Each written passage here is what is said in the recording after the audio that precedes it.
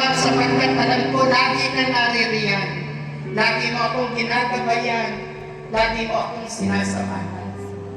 Salamat, Panginoon, sa panibagong taon na muli mo'y pinagkatiwala mo sa amin.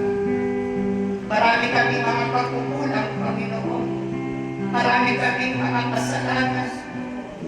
Subalit hindi mo tinitingnan ito, kundi ang tinitingnan mo, Panginoon, ang aming pagsusumikap na ang iyong banal na kalooban pa rin ang aming magampanan.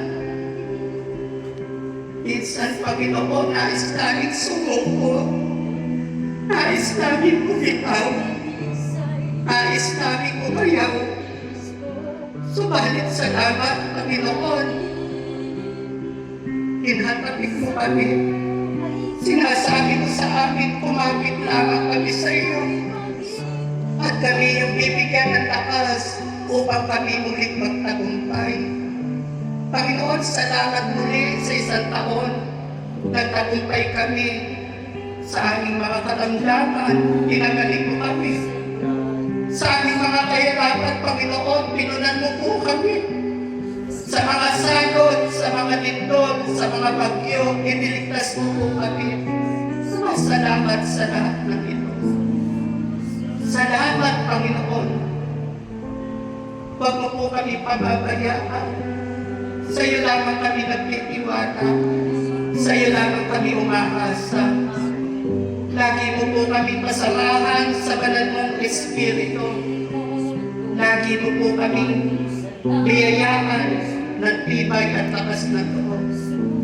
Patuloy mo pong pagbalain, Pamana Santo Niño Gabay, ang bawat isang tumugon sa iyong anibersaryo sa hapon ito.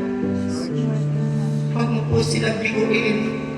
May mga dala silang mga kahilingan sa iyo ninyo. Narinig mo ito. Ibigay mo sa kanila. Ako po ang nakikiusap sa iyo. Kailangan nila yun. Upang sa ganun, sa bawat gawain, sa pagtindig nila sa harapan, ipagpatotoo nila na sa hapong ito, may isang Santo Niño Gabay na tinawagan sila at tinutulakan sila. O dakilang Ama, salamat sa iyo. Ang papahayagan mo, patuloy lamang kami maglingkod at hindi mo po kami iniwan at hindi mo kami pababayaan. 10 ng aming mga mahal sa buhay hanggang sa aming kaapu-apuhan. Salamat sa pahayag mo na ito, O Mahal na Señor Santo Niño. Maigsi ang iyong mensahe, subalit makabuluhan. Ang minamahali ang mensahe ng Santo Niño Gabay.